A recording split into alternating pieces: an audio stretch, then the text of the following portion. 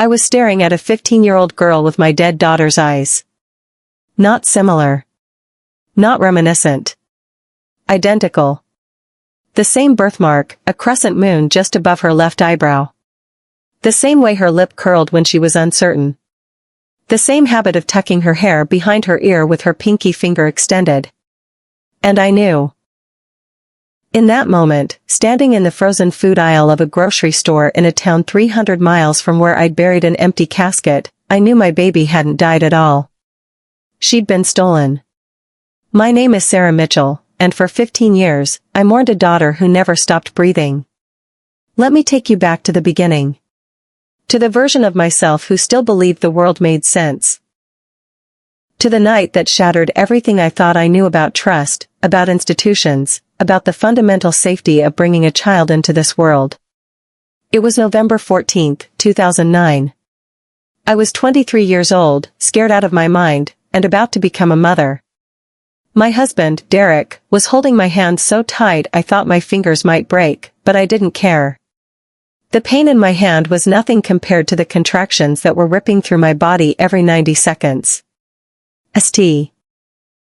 Michael's Hospital in rural Pennsylvania. That detail matters. Remember that name. St. Michael's. They had a statue of the Archangel in the lobby, this towering marble figure with wings spread wide, sword raised high. Protection. Safety. Divine guardianship. I looked at that statue every time I walked through those doors during my prenatal appointments. I felt safe there. Isn't that funny? The cruelest part of this story is how safe I felt. The delivery room smelled like antiseptic and fear. There was a window on the far wall, and I remember watching the sun set through it, thinking about how my daughter would be born under the stars. I'd picked out her name months ago, Emma Rose. Emma for my grandmother, Rose for Derek's mother. A name that honored both sides of our family. A name I'd whisper into her tiny ear as I held her for the first time. My doctor was a woman named Dr. Patricia Hendricks. Mid-50s, warm smile, these reading glasses that hung on a beaded chain around her neck. She'd delivered hundreds of babies. She told me stories during my appointments, always ending with "and mother and baby went home healthy and happy." Those stories were my comfort during the long, anxious months of pregnancy. That night, Dr. Hendricks wasn't there. She's at a conference, the nurse told me. Her name tag read Jennifer. She had kind eyes, I remember that. Dr. Morrison will be handling your delivery. He's excellent. You're in good hands.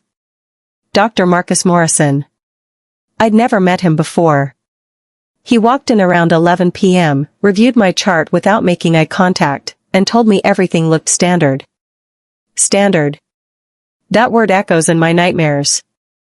The delivery itself was a blur of pain and exhaustion, and Derek's voice telling me I was doing great, that I was strong, that soon we'd meet our daughter.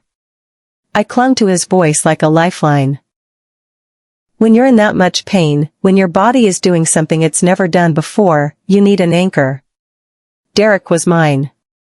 And then, at 2:47 a.m. on November 15, 2009, I heard the most beautiful sound I'd ever heard in my life. My baby crying. Not a weak cry. Not a struggling cry. A strong, angry, alive cry. The cry of a baby who'd just been yanked from the warm comfort of the womb and wasn't happy about it. Is she okay? I gasped. Can I see her? Just give us a moment, Dr. Morrison said. His back was to me. I couldn't see what he was doing. We need to clear her airways, check her vitals. The crying stopped. Why did she stop crying? My voice cracked. Derek, why isn't she crying anymore? They're just examining her, babe, Derek said, but his hand had gone rigid in mine. It's normal.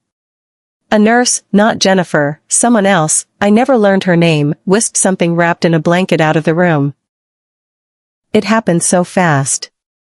One moment there was activity and movement and the sense of a baby being attended to, and the next moment the room felt hollow.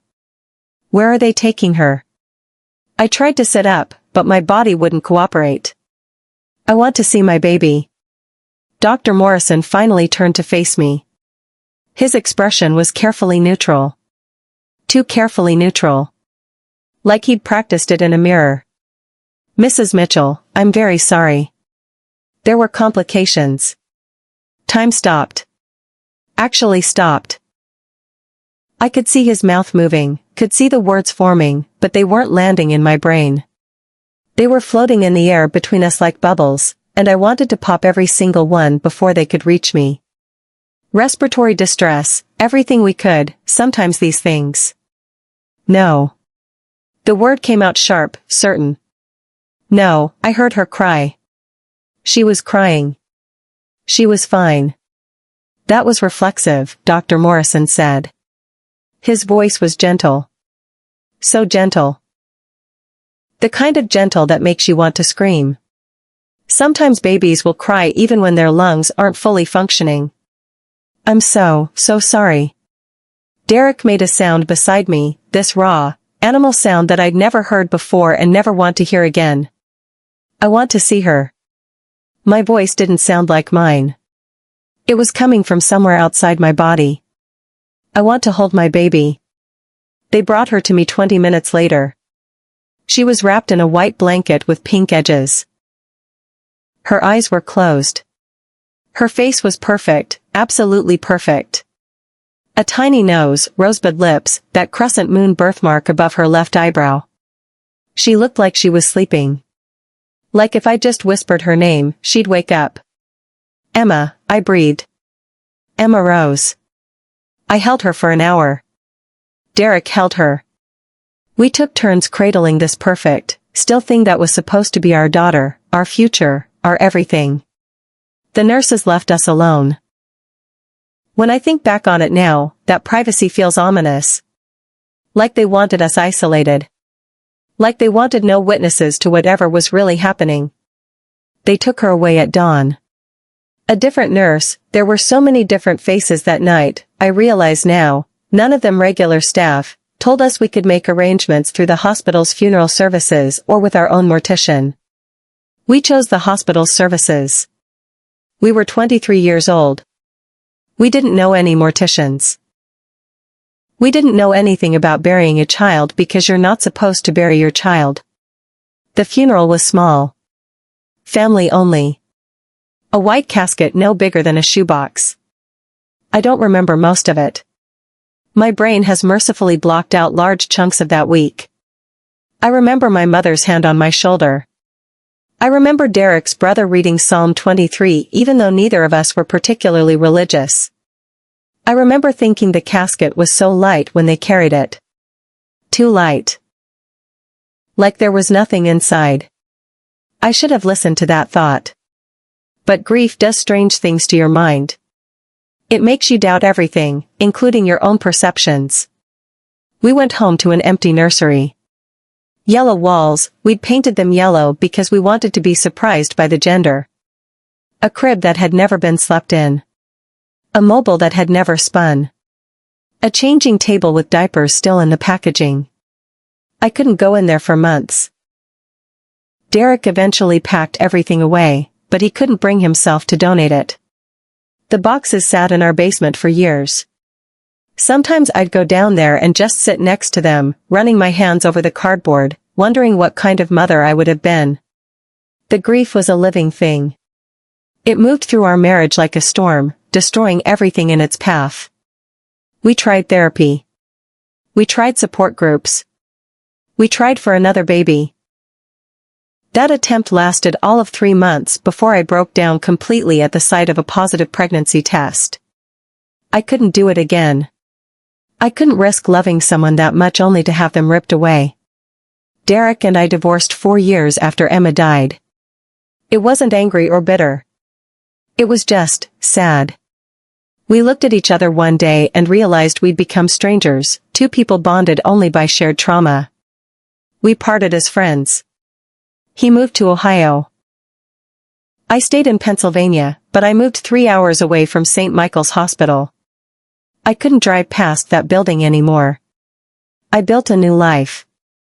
A smaller life. I worked as a bookkeeper for a local dentist's office. I lived in a one-bedroom apartment with a cat named Tuesday.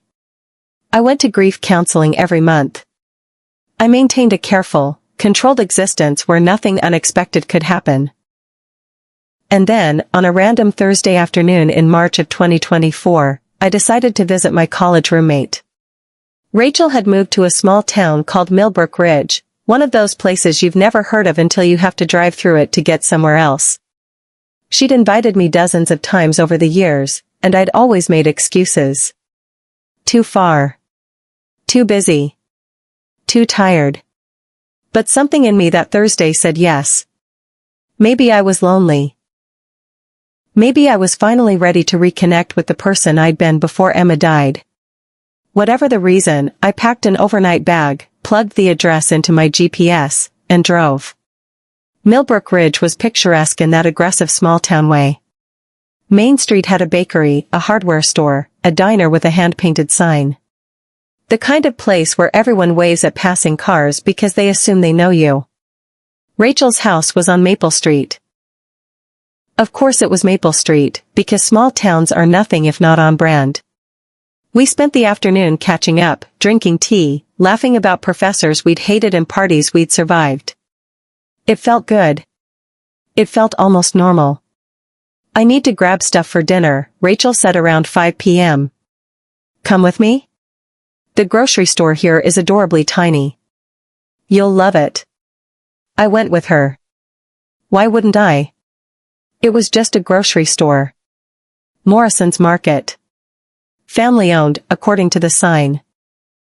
I followed Rachel through the automatic doors, past the produce section with its handwritten price signs, toward the back where the frozen foods were kept. And that's when I saw her. A girl. Teenager. Maybe 15 years old. She was standing in front of the ice cream freezer, debating between two flavors. Brown hair pulled back in a messy ponytail. Jeans and a school hoodie. Completely ordinary. Except for her face. I stopped walking. Actually stopped mid-step, like I'd hit an invisible wall. Rachel kept talking, something about organic vegetables, but her voice faded to background noise. The entire world faded except for this girl in front of the freezer. The crescent moon birthmark above her left eyebrow. The way she tucked her hair behind her ear with her pinky extended. The exact slope of her nose, the exact curve of her lip. My hand started shaking. My vision blurred. I couldn't breathe. Couldn't think. Couldn't process what I was seeing because it was impossible. Sarah? Rachel's hand on my arm. Sarah, are you okay? You look like you've seen a ghost. I had seen a ghost. My ghost. My daughter who died 15 years ago. The girl made her choice, chocolate chip cookie dough, and walked away, oblivious to the woman having a complete breakdown in the frozen food aisle. I need to sit down, I whispered. Rachel drove me back to her house. I must have told her something, given her some explanation, but I don't remember what. My brain was on fire. Every rational thought was burning away, leaving only one truth. That girl had Emma's face. It's just a coincidence, I said out loud, sitting on Rachel's couch with a glass of water I couldn't drink. It's just a coincidence. Kids can look similar. It doesn't mean anything. But that birthmark. That exact birthmark in that exact spot. I'd kissed that birthmark the night Emma died. I'd memorized every millimeter of her perfect face during that hour I held her. I knew my daughter. And I'd just seen her buying ice cream. Rachel, I said slowly, do you know that girl? The one in the grocery store? Rachel looked confused. Which girl? Teenager. Brown hair. School hoodie. She was by the frozen food. Oh. Rachel's face brightened. You mean Emma? Emma Morrison? The room tilted. What? Emma Morrison. Dr. Morrison's daughter. He's the local doctor, runs the clinic on Oak Street. Really nice family. Emma's a sweetheart, volunteers at the library. Dr. Morrison. Dr. Marcus Morrison. The doctor who delivered my baby. The doctor who told me she died. The doctor who had a 15-year-old daughter named Emma. Sarah? Rachel leaned forward. Sarah, you're scaring me. What's wrong? I couldn't answer. My mind was racing through 15 years of memories, re-examining every detail of that night through this new, horrible lens. The nurse who whisked Emma away so quickly. The different staff members I'd never seen before or since. The carefully neutral expression on Dr. Morrison's face. The hour they gave me with my dead baby, was she sedated? Drugged to appear lifeless? The too light casket. Oh God. The casket. I need to go. I stood up so fast I knocked over the water glass. I'm sorry, Rachel. I need to go home. Now. But you just, Sarah, it's getting dark. You shouldn't drive when you're upset. I have to go. I don't remember the drive home. I must have been on autopilot, muscle memory guiding the car while my consciousness spiraled into increasingly impossible scenarios. By the time I pulled into my apartment parking lot, I'd convinced myself I was losing my mind. Grief-induced psychosis. A coincidence blown out of proportion by a mother who never stopped mourning. I needed proof. I needed to see her again. I needed to confirm that I was either completely insane or that something unspeakable had happened 15 years ago. I called in sick to work the next day. I drove back to Millbrook Ridge. I parked across the street from Millbrook Ridge High School and waited. The lunch bell rang at 12:15. Students poured out of the building, scattering across the front lawn. I scanned every face, my heart pounding so hard I could feel it in my throat. And then there she was. Emma Morrison. Walking with two other girls, laughing at something on one of their phones. In the daylight, without the fluorescent grocery store lighting, she looked even more like the baby I'd held. Like a living photograph of who my Emma would have become. I took pictures. Dozens of them, zoomed in on my phone. The birthmark. The way she smiled. The way she moved. I felt like a stalker, but I didn't care. I needed evidence. I needed something concrete to prove I wasn't hallucinating this entire thing. That weekend, I did something I never thought I'd do. I drove to the cemetery where Emma was buried. To the small plot under an oak tree with a headstone that read Emma Rose Mitchell, November 15, 2009. Forever in our hearts. I stood there for a long time, looking at that stone, at the ground beneath it. And then I pulled out my phone and called the county courthouse. I need to request an exhumation order, I said when someone finally answered. The woman on the phone walked me through the process. I'd need a court order. I'd need compelling reason. I'd need to prove that exhumation served a legitimate purpose, criminal investigation, insurance dispute, family relocation. I had none of those things. What I had was a gut feeling and a photograph of a teenager with a birthmark. Thank you, I said, and hung up. I couldn't get a court order. Not without proof. And I couldn't get proof without what? Breaking into the Morrison house? Stealing a hairbrush for DNA testing? I watched enough crime shows to know how insane that sounded. But I also knew what I'd seen. And I knew that something was deeply, fundamentally wrong. I started researching. Not just Dr. Morrison, everything about St. Michael's Hospital, about stillbirths in Pennsylvania in 2009, about infant mortality rates and hospital malpractice and wrongful death suits. St. Michael's had closed in 2012. That detail jumped out at me from a local news article. St. Michael's Hospital in Mercy Falls, Pennsylvania, ceased operations in November 2012 due to financial difficulties and declining patient numbers. The building has since been converted to medical offices. Financial difficulties. I dug deeper. Found more articles, buried in the back pages of regional newspapers. Investigation into hospital practices yields no charges. Former patients allege mistreatment at St. Michael's. Questions surround hospital sudden closure. There was a pattern there. A hint of something dark that had never quite reached the surface. But the articles were vague, couched in careful legal language that implied wrongdoing without actually stating anything actionable. I found a forum. One of those support group websites for bereaved parents. A thread from 2011 titled "Anyone Else Deliver at St. Michael's?" I read through the entire thread, 47 pages of posts.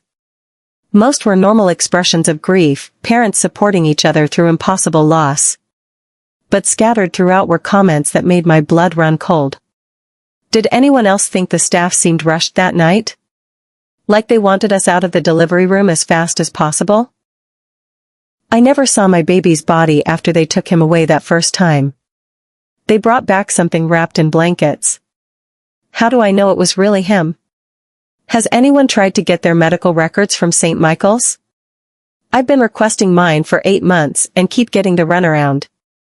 My husband said he saw them put our daughter in an incubator. But the doctor told us she was stillborn. Why would they incubate a dead baby? The thread had been locked by moderators.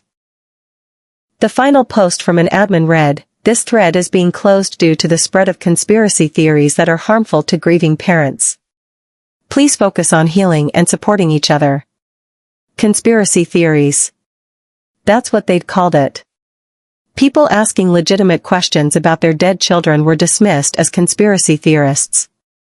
I found the usernames of the most active posters and started searching for them on social media. Most led nowhere, deleted accounts, dead ends. But one woman, username Mommy of Angels 2009, had a Facebook profile that matched her form photo. Rebecca Sanderson.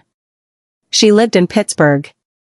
And according to her Facebook, she'd also delivered at St. Michael's Hospital in 2009. Twin boys. Both stillborn. I sent her a message.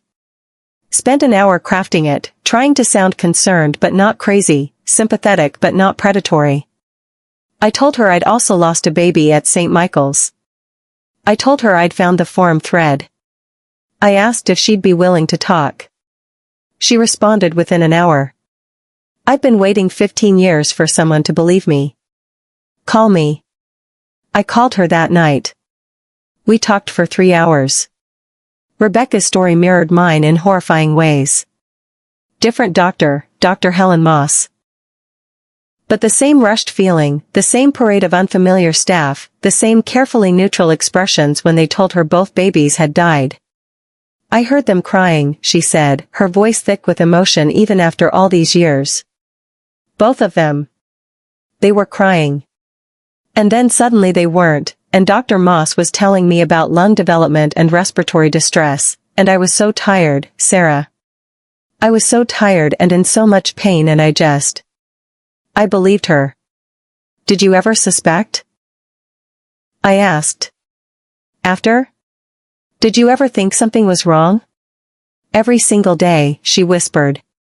But what was I supposed to do? Accuse a hospital of stealing dead babies? I sounded insane even thinking it. My husband left me because he thought I was losing my mind. I had to go on medication because I kept having these intrusive thoughts that my boys were out there somewhere, alive, needing me. What if they are? The words came out before I could stop them. What if they're alive? Silence on the other end. Then, why are you asking me this now? After 15 years, why are you asking me this? I told her about Emma Morrison. About the birthmark, the resemblance, the coincidence that felt like fate screaming at me. Oh my God, Rebecca breathed. Oh my God, Sarah, you found one. You found one of them.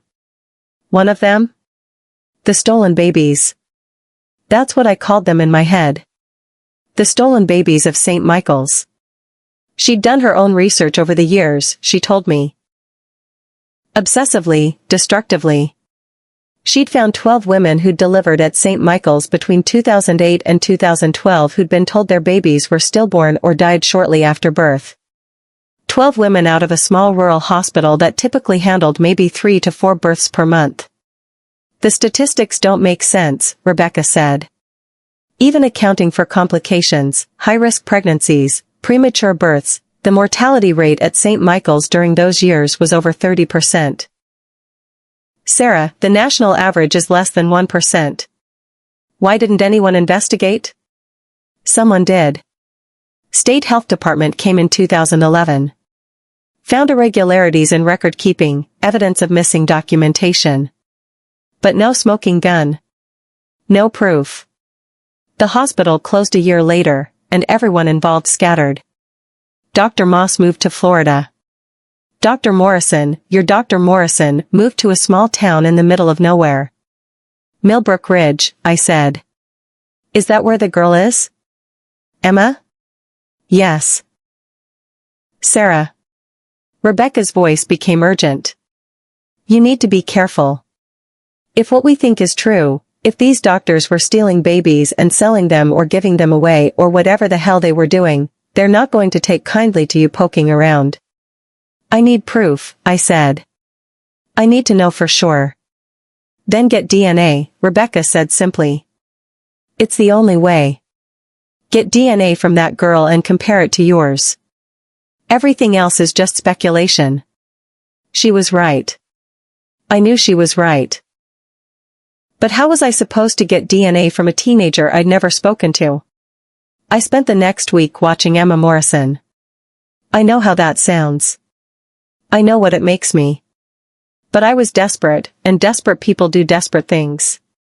I learned her routine. School until 3:30, then to the library where she volunteered until 5 o'clock. On Wednesdays she had soccer practice. On Fridays she worked a shift at her father's clinic, doing filing and answering phones. The clinic. That's where I'd do it. Morrison Family Medicine was in a converted house on Oak Street. White clapboard siding, green shutters, a small parking lot with spaces for 6 cars. A sign out front showed Dr. Marcus Morrison's credentials, MD, Family Medicine, board certified. I made an appointment. Said I was new to the area, needed to establish care with a local doctor. The receptionist, not Emma, an older woman named Diane, booked me for the following Tuesday at 2 p.m. I almost canceled 3 times. The night before the appointment, I barely slept. I kept thinking about all the ways this could go wrong. What if he recognized me? What if 15 years hadn't changed my face as much as I thought? What if he could somehow see the accusation in my eyes? But I went. Because I had to know. The waiting room smelled like lavender and old magazines. Diane checked me in, took my insurance information, handed me a clipboard with forms to fill out. Standard stuff. Medical history, current medications, emergency contact. I was writing in a fake emergency contact. My real emergency contact was my ex-husband who I hadn't spoken to in 3 years, when Emma walked in from the back. She was wearing scrubs. Light blue scrubs with cartoon stethoscopes printed on them. Her hair was down, longer than I'd seen it before, almost to her shoulders. She carried a stack of folders and was humming something under her breath. She walked right past me. Didn't even glance up. Why would she?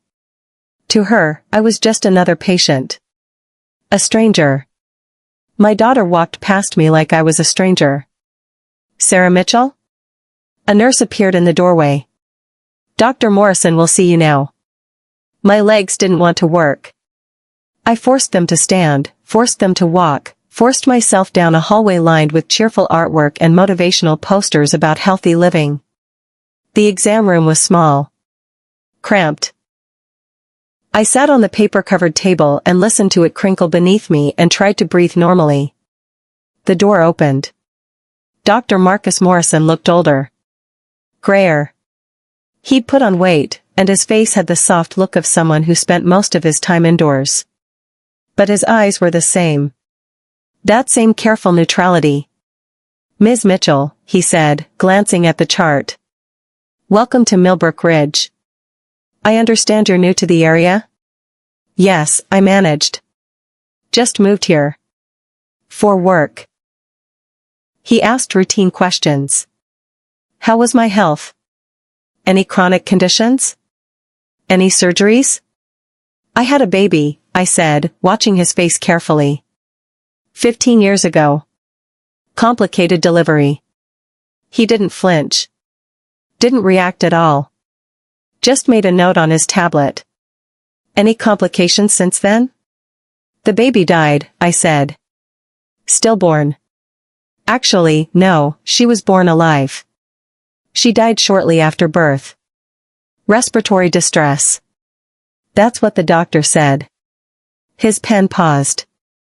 Just for a second. So brief I might have imagined it. I'm very sorry for your loss, he said, and his voice was professionally sympathetic. That must have been incredibly difficult. It was at St. Michael's Hospital, I continued. My heart was pounding so hard I thought he must be able to hear it. In Pennsylvania. Do you know it? I'm afraid not, he said smoothly.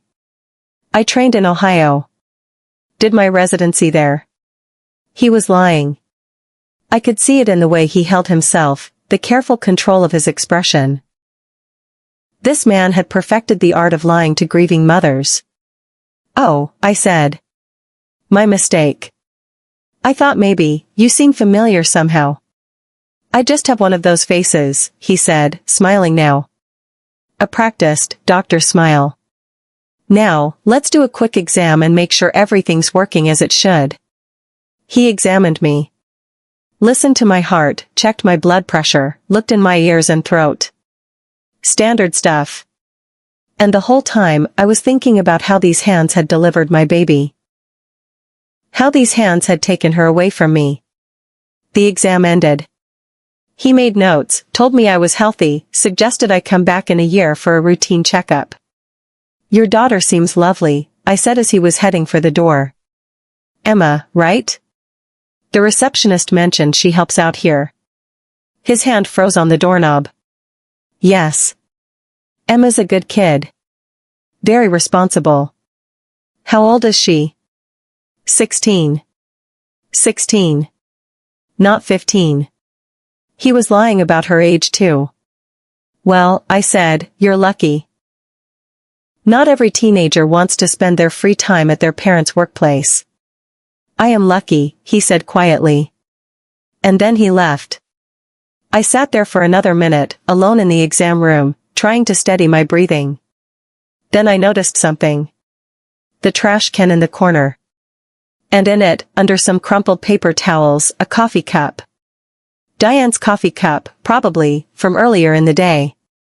But next to it was another cup. Smaller. A disposable water cup from the dispenser in the hallway. Emma had been in this room. She'd brought files in earlier, probably set them on the counter. Maybe she'd grabbed a drink of water while she was here. I looked at the door. Listened. Heard voices down the hallway, Diane talking to another patient. I did it.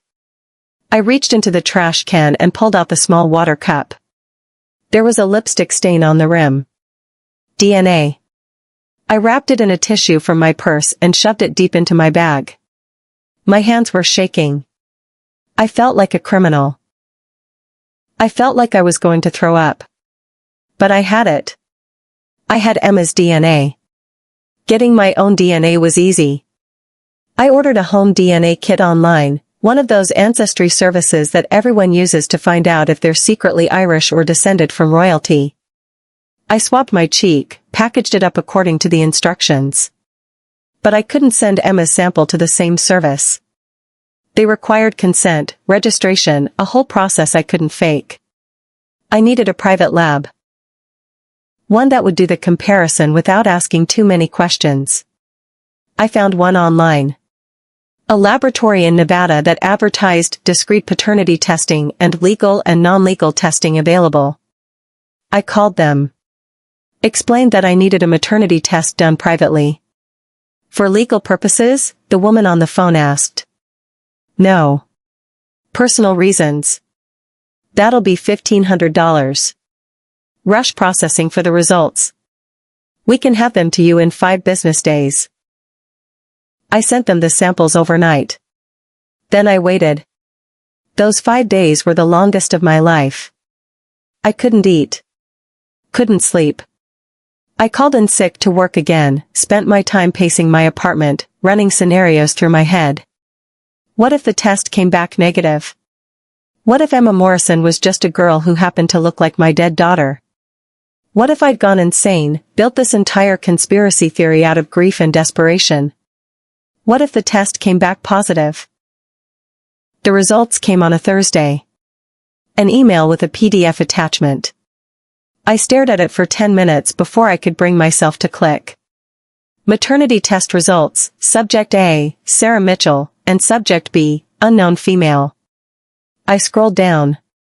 Past the technical jargon, past the explanation of alleles and genetic markers and probability calculations. To the conclusion. Probability of maternity, 99.99%. The room spun. Actually spun, like I was on some carnival ride that wouldn't stop. I read the line again.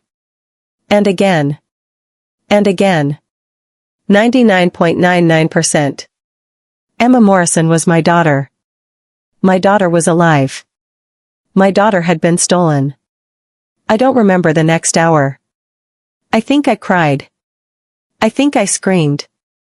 I know I called Rebecca and told her, my words tumbling out so fast she had to ask me to slow down, to breathe, to repeat myself. You were right, I kept saying. You were right. They stole our babies. They stole them. What are you going to do? Rebecca asked. I don't know. I don't know. I need to tell someone. The police. The FBI. Someone. Sarah, listen to me. You need to be smart about this. You need evidence. Real evidence. Not just a DNA test from a cup you pulled out of a trash can. But I have proof. You have proof that Emma Morrison is biologically your daughter. You don't have proof of what happened at the hospital. You don't have proof that Dr. Morrison knowingly stole her. You need more. She was right. I hated that she was right, but she was. What do I do? I asked helplessly. You need to find the others, Rebecca said. The other babies. If this was an operation, if they were stealing babies systematically, then Emma isn't the only one. We need to find them. We need to find all of them. So I started looking. I went back through Rebecca's list of the 12 women who'd lost babies at St. Michael's. I cross-referenced their delivery dates with the ages of children in the families of St. Michael's staff. I looked at social media, at school rosters, at local sports teams. I found Dr. Helen Moss, the doctor who delivered Rebecca's twins. She'd retired to a gated community in Sarasota, Florida. She had no children. No adopted children, no foster children, no mysterious nephews or nieces who'd appeared out of nowhere. But her nursing staff from St. Michael's, 4 of them had relocated to Florida around the same time as Dr. Moss. And 2 of them had children. Nurse Jennifer Blake had a son named Thomas, born according to public records in February 2010. In the forum thread, a woman named Patricia Goodwin had delivered twin boys at St. Michael's in February 2010. Both stillborn, she'd been told. Nurse Margaret Chen had twin daughters, born according to public records in July 2009. In the forum, Rebecca Sanderson had delivered twin boys in August 2009. The timing was wrong. But only slightly. And records could be falsified. I made a spreadsheet. Started tracking every child of every staff member from St. Michael's Hospital. The patterns emerged slowly, but they were there. 10 children. 10 children born to staff members within months of stillbirths reported at the hospital. 10 children whose birth certificates showed private home births or out-of-state deliveries. 10 children whose parents had worked at St. Michael's Hospital during its final years. 10 stolen babies. And Emma was one of them. I needed to go to the police. I knew I needed to go to the police. But Rebecca's warning echoed in my head. What if they didn't believe me? What if my evidence wasn't enough? What if Dr. Morrison somehow found out and disappeared with Emma before anyone could stop him?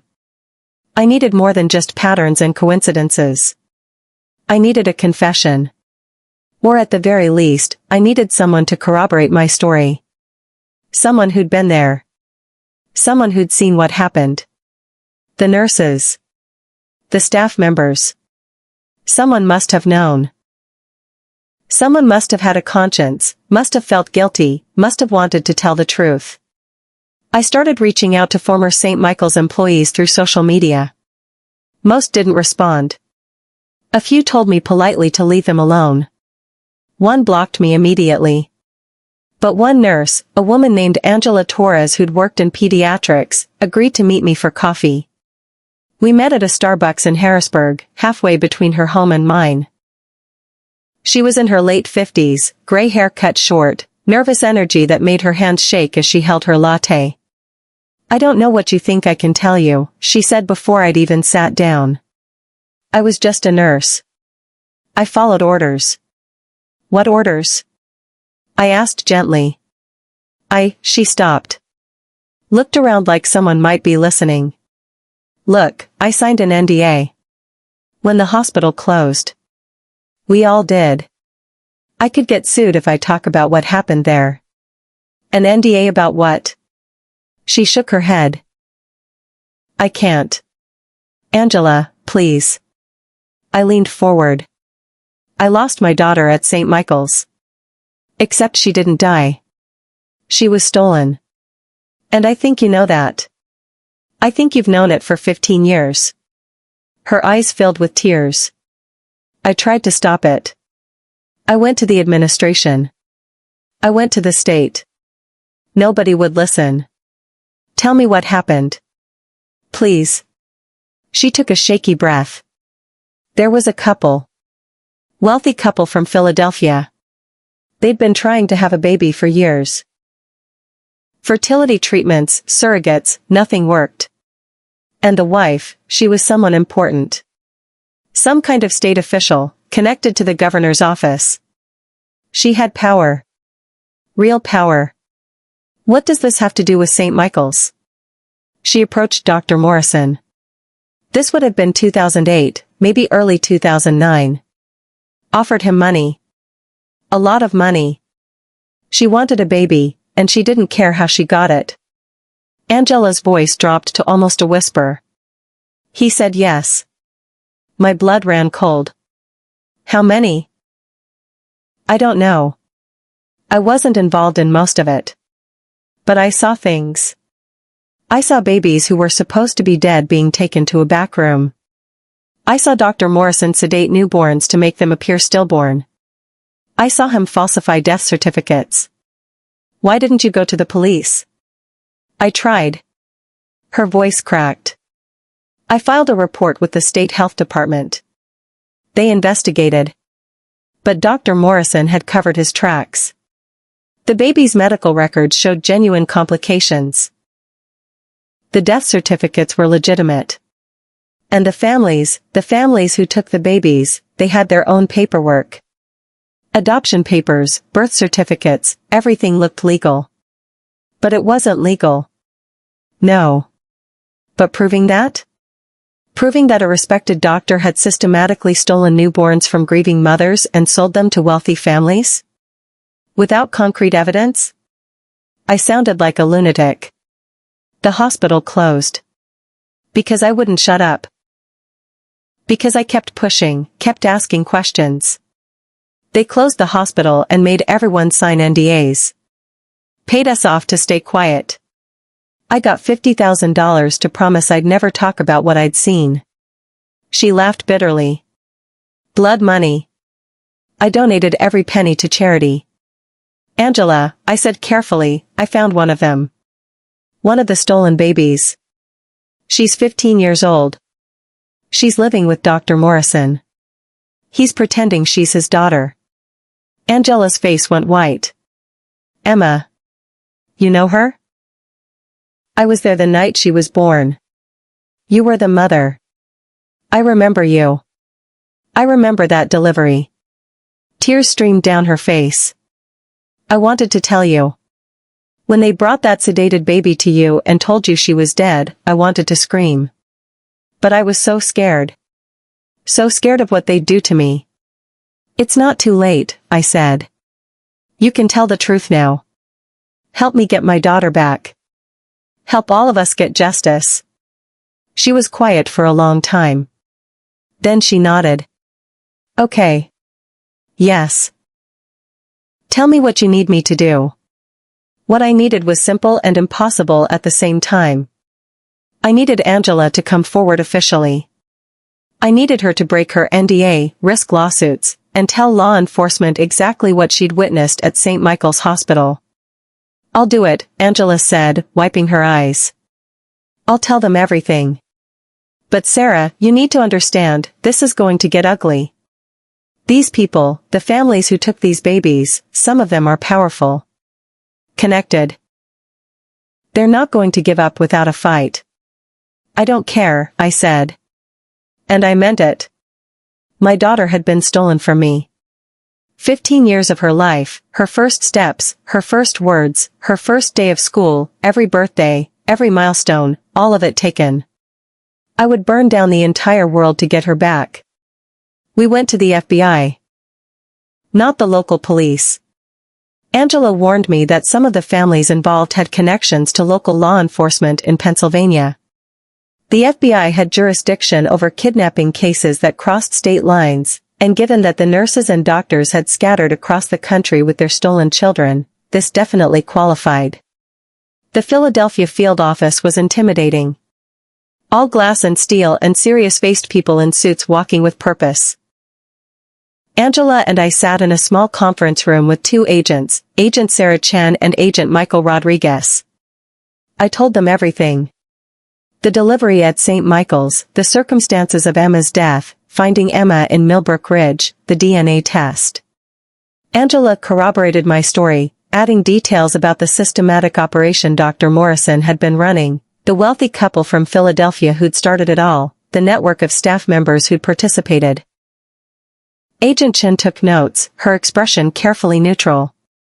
Agent Rodriguez asked questions, pushing for specifics, dates, names. This cup you took from Dr. Morrison's office, Agent Rodriguez said. That's technically theft. And the DNA test you ran without the subject's consent, that's not admissible in court. I know, I said. But it's proof. It's proof she's my daughter. It's proof of biological relation, Agent Chen corrected gently. What we need to prove is criminal activity. Kidnapping. Fraud. Conspiracy. The DNA test is a starting point, but we need more. How much more? My voice came out sharper than I intended. How many other mothers need to come forward? How many other stolen children need to be found? At least one more, Agent Rodriguez said. If we can establish a pattern, prove this wasn't an isolated incident, we have a much stronger case. I thought of Rebecca. Of her twin boys who she'd heard crying before they died. I know someone, I said. Rebecca Sanderson came to Philadelphia the next day. She brought everything, her medical records from St. Michael's, the forum post she'd saved, her own research into the suspiciously timed births of children to hospital staff members. And she brought something else. Something I hadn't expected. I found them, she told me, her voice trembling. My boys. I found them. She'd done what I'd done, but more systematically. She'd tracked down Nurse Margaret Chen in Florida, the woman who'd worked at St. Michael's and who had twin daughters born just 1 month before Rebecca's twins had died. The timing was close enough that I couldn't be sure, Rebecca explained. But then I saw their picture on Margaret's Facebook. They're boys, Sarah. Not girls. Margaret Chen's twin daughters are actually boys. She showed us the photo.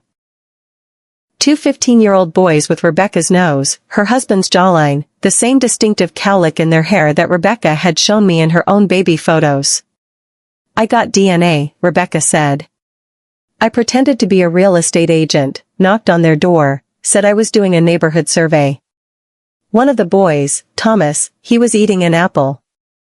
I asked if I could throw it away for him, very casual. He handed it to me. I kept the core. And? Agent Chen leaned forward. 99.99% match. They're mine. My babies are alive. The room was silent. Then Agent Chen stood up. Okay. This changes things. We have 2 confirmed cases now. 2 mothers, 3 stolen children, multiple perpetrators across state lines. We can move forward. What happens now? I asked. We open a formal investigation, Agent Rodriguez said. We'll need to interview everyone involved, all the staff from St. Michael's Hospital, the families who adopted these children, the administrators who closed the hospital. We'll subpoena medical records, birth certificates, adoption papers. We'll build an airtight case. How long will that take? Agent Chen's expression was sympathetic. Months. Maybe longer. These are complex charges, multiple jurisdictions. We need to be thorough. Months? I stood up so fast my chair scraped against the floor. My daughter thinks her kidnapper is her father. She's been living a lie for 15 years. You want me to wait months?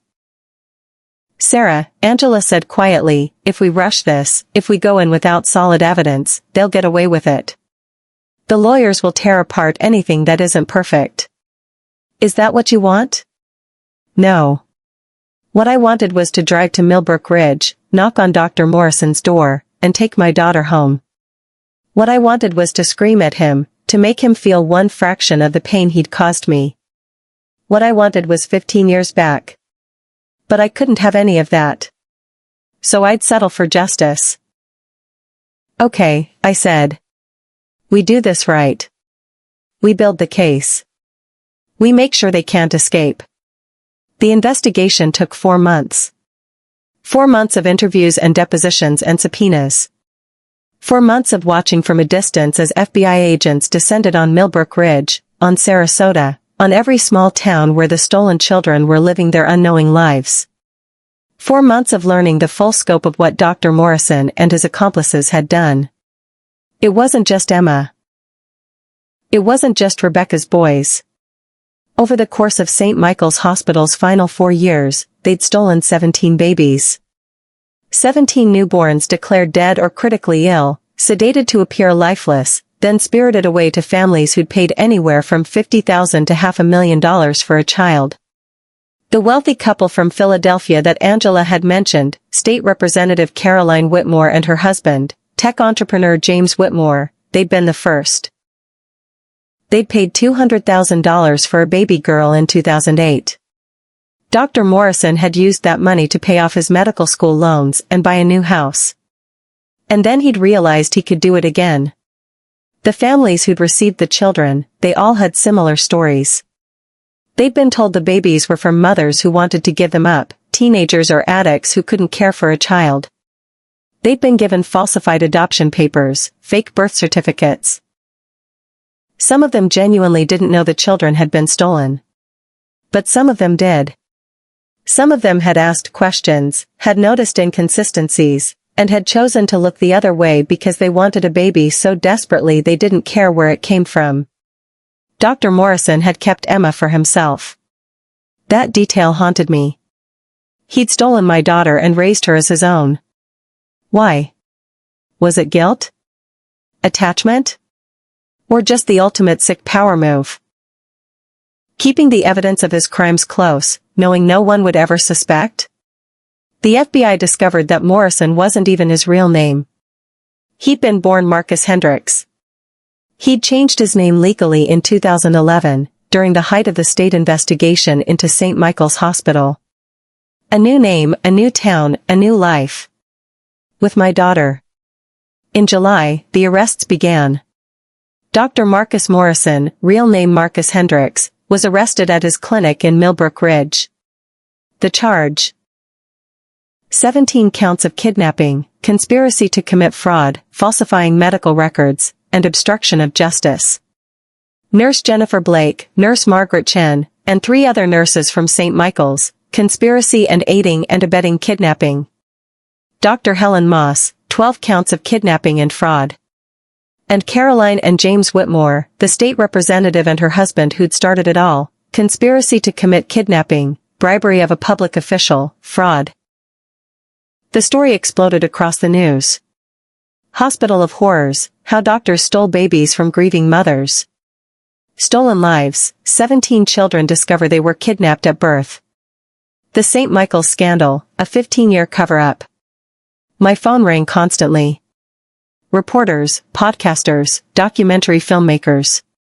Everyone wanted my story. Everyone wanted to know how it felt to discover your dead daughter was alive. I ignored them all. Because there was only one person I needed to talk to. Emma. The FBI had told her. They'd had to, she was old enough to understand, and keeping the truth from her any longer would have been cruel. They'd brought in counselors, trauma specialists, people trained to help teenagers process impossible information. Your father is not your father. Your mother is not dead. Your entire life has been a lie. I wanted to be there when they told her. I begged to be there. But Agent Chen said no. Said Emma needed time to process, needed space to absorb the truth without the added pressure of meeting the biological mother she'd never known. She knows about you, Agent Chen assured me. She knows you've been looking for her. She knows you never stopped loving her. But Sarah, you need to give her time. This is traumatic. Her whole world just shattered. So I waited. Again. 3 weeks this time, while Emma stayed with a foster family and attended therapy sessions and tried to understand who she really was. And then, on a Tuesday afternoon in August, I got the call. She wants to meet you, Agent Chen said. I drove to the FBI field office with my hands shaking so badly I almost had to pull over twice. Rebecca came with me for moral support, sitting in the passenger seat, not saying much, just being present. What if she hates me? I asked as we pulled into the parking lot. What if she blames me for not finding her sooner? She won't, Rebecca said firmly. Sarah, you spent 15 years mourning her. You never gave up. You found her. She'll understand that. I wanted to believe her. Agent Chen met me in the lobby. She's nervous, she warned me. Try to let her lead the conversation. Don't push. Don't expect too much too fast. I nodded. I would have agreed to anything. They'd set up a room on the 3rd floor. Comfortable, non-threatening. Couches instead of chairs, warm lighting, a box of tissues on the coffee table. Emma was sitting on the far couch. She looked smaller than I remembered, younger. She wore jeans and a sweater, and her hair was pulled back in a ponytail. She looked up when I walked in, and I saw fear in her eyes. Fear of me. Fear of this strange woman who claimed to be her mother. Hi, I said softly. I stayed near the door, giving her space. I'm Sarah. But you probably. You already know that. Hi. Her voice was barely a whisper. I wanted to run to her. I wanted to pull her into my arms and never let go. I wanted to make up for 15 years of missed hugs, missed bedtimes, missed everything. Instead, I sat down on the opposite couch and folded my hands in my lap to keep them from shaking. I know this is really weird, I said. Really confusing. And I know I'm a stranger to you. But Emma, I want you to know, I never stopped thinking about you. Not for a single day. I thought you were gone, but you were always in my heart. Her eyes filled with tears. I don't know what to call you. You can call me Sarah. Or, whatever feels right to you. There's no pressure. No expectations. He told me my mom died, Emma said, and her voice cracked. When I was little, I used to ask about her, and he said she died giving birth to me.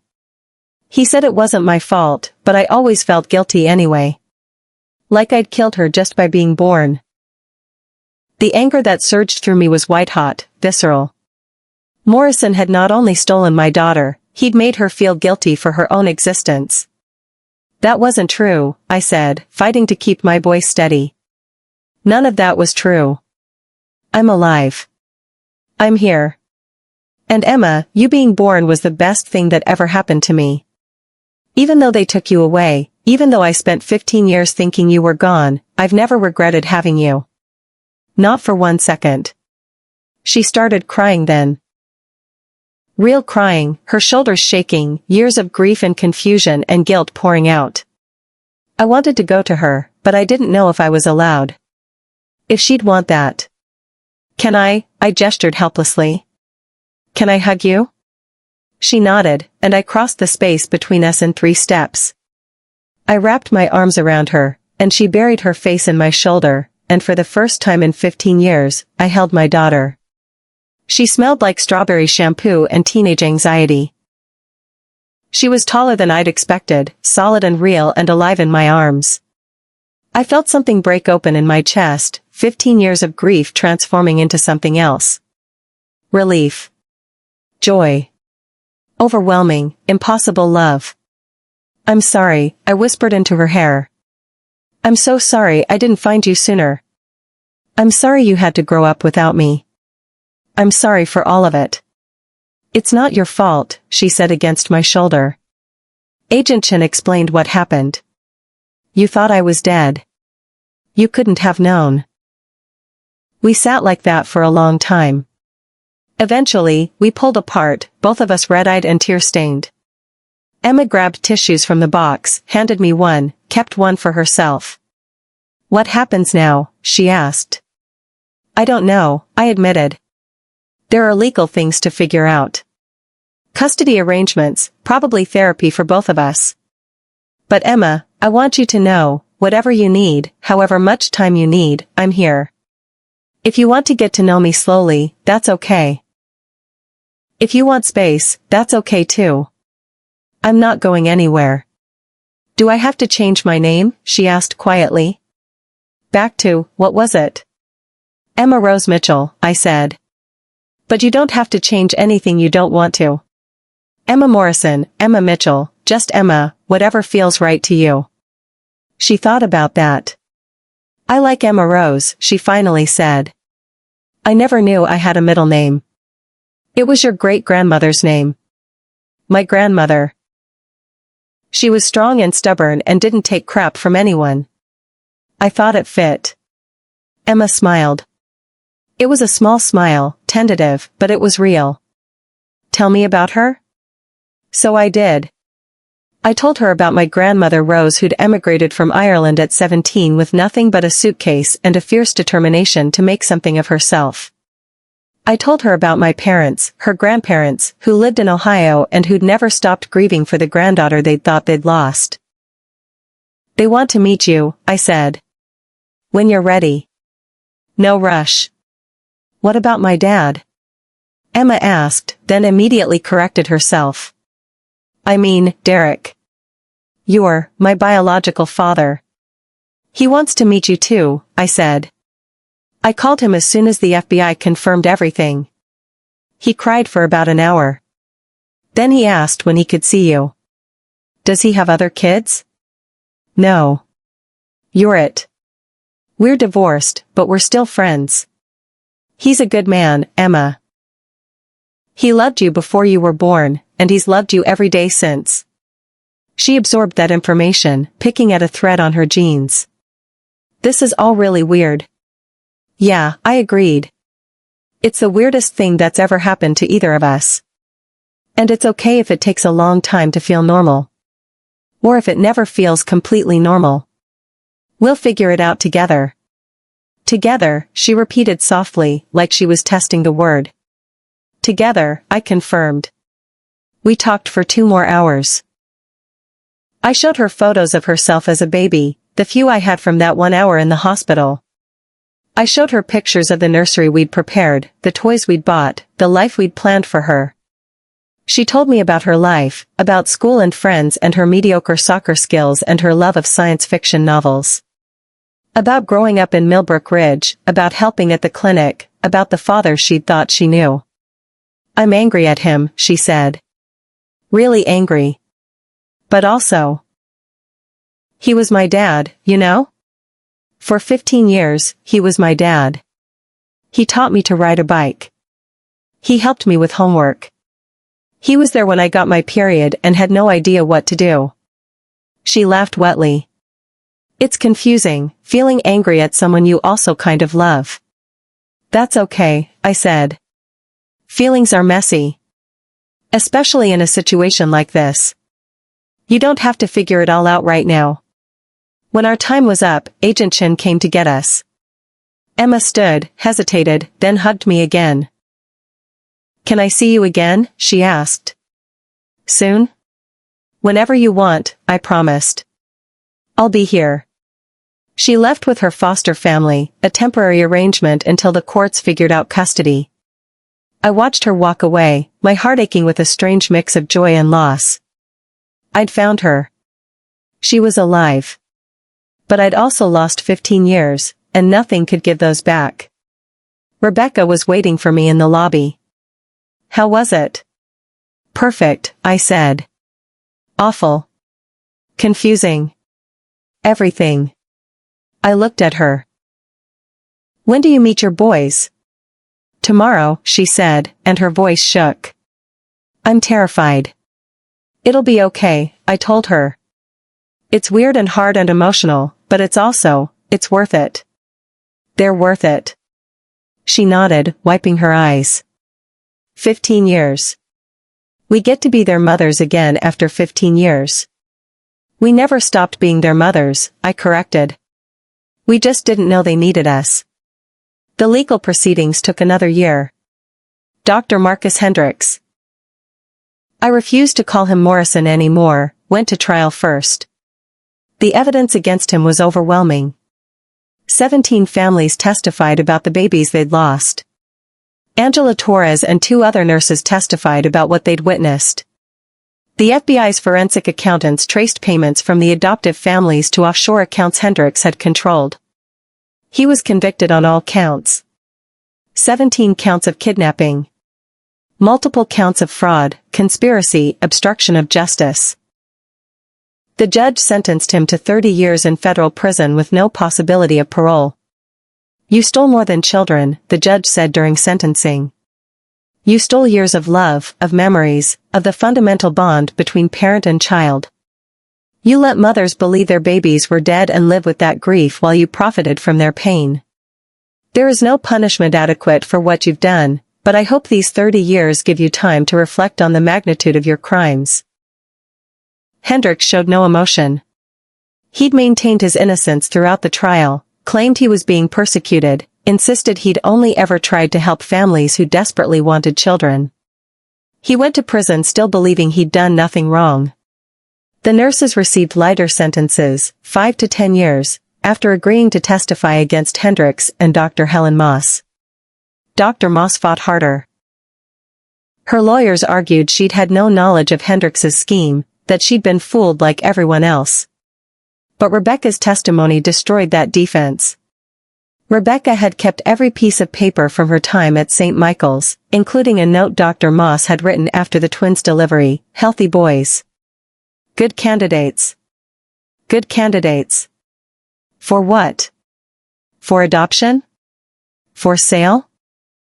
Dr. Moss was convicted on 12 counts and sentenced to 20 years. The Whitmores, Caroline and James, cut a deal. They testified against Hendricks, admitted they'd knowingly participated in the purchase of a stolen child, and received suspended sentences in exchange for giving up custody of the daughter they'd raised for 15 years. That daughter, whose biological mother was a woman named Lisa Torres who delivered at St. Michael's in 2008, was now in the process of reuniting with her real family. All 17 children were 17 teenagers, suddenly learning that their entire lives had been built on lies and theft and the grief of mothers who'd never stopped mourning them. Some of the reunions went smoothly. Some didn't. One boy refused to meet his biological mother, too traumatized by the revelation. 2 of the children had been raised by families who genuinely hadn't known they were stolen, And those adoptive parents had to navigate the impossible situation of supporting their children's reunification while grieving the loss of the kids they'd thought were theirs. It was messy. Complicated. There were no clean endings, no simple solutions. But Emma and we were figuring it out. She moved in with me 6 months after we first met. It was a gradual process. Weekends at first, then a week at a time, then finally a permanent move. She kept her bedroom at the foster family's house for a while, just in case, just as a safety net. But eventually, she brought all her stuff to my apartment. To our apartment. We enrolled her in a new school. I got her into therapy, a good therapist who specialized in trauma and identity issues. She joined the school's science club and made friends and slowly started building a life that was actually hers, not one built on lies. Derek came to visit 3 times in the first 6 months. He and Emma were awkward together at first. How do you be a father to a daughter you've never raised? But they found their rhythm. They texted constantly, bad jokes and dad puns and funny memes. It was sweet. My parents came too. Emma's grandparents, meeting the granddaughter they'd mourned for 15 years. My mother cried. My father stood there looking at Emma like she was a miracle, which I suppose she was. You look just like Sarah did at your age, he said. Same expression when you're thinking hard about something. Emma blushed. Really? Really, I confirmed. You've got your dad's stubbornness, though. Hey, Derek protested from across the room, but he was smiling. Rebecca and I stayed close. We'd formed a bond through this nightmare, and our kids all knew each other now. Once a month, we'd all get together, the stolen children of St. Michael's and their real mothers, for support group meetings that felt more like family reunions. 17 mothers. 17 children. Trying to rebuild what had been stolen. Some days were harder than others. Emma had nightmares about the hospital, about being taken away. She had trust issues, abandonment fears, anxiety about getting too comfortable because what if it was all ripped away again? I had my own struggles. Guilt about not finding her sooner. Rage at the years that had been stolen from us. Fear that I wasn't enough, that I couldn't make up for 15 years of absence. We went to therapy together. We talked about everything, the good, the bad, the complicated. We fought sometimes, normal teenage parent fights about curfews and homework and whose turn it was to do the dishes. Those fights felt sacred somehow. We were getting to be normal. A year after Emma moved in, she came home from school with a form. There's this thing, she said, not quite looking at me. A mother-daughter event at school. Like a dinner thing. I was wondering if you'd want to go? With me? My heart swelled. I'd love to. It's probably stupid. I mean, we can skip it if. Emma, I interrupted gently. I want to go. I want to do all the stupid school events and embarrass you with how enthusiastic I am. That's like, legally required for mothers. She laughed. Okay. It's next Thursday. We went to the mother-daughter dinner. I wore a nice dress.